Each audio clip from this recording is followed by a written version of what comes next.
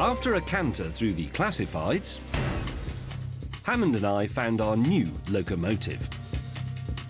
Here's what Hammond and I have bought instead. It's an Audi S8. It has even more power than the Jaguar, but more importantly, it has four-wheel drive, which is what you need because the rails are slippery.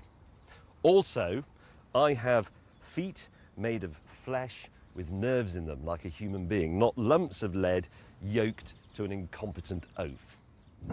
While I was doing the driving, Hammond would take care of the passengers. Right, in just a few minutes I shall be welcoming the passengers onto the train. This is the manifest with their names, but before I do that, let's get the buffet car ready.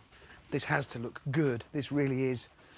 All passengers, first, second, well, just first or second will be able to come in here, so I want it to look excellent. Biscuits various, muffins, yeah.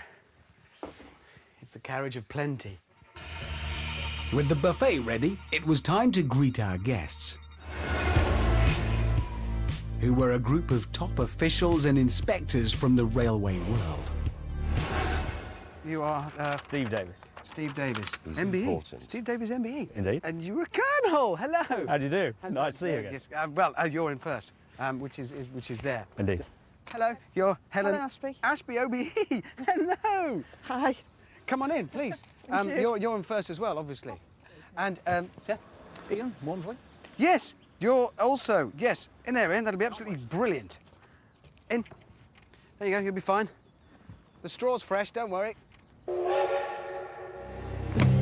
Everything now depended on giving our passengers the train ride of a lifetime. Ladies and gentlemen, welcome aboard the 1453 Express from just outside Leicester to near La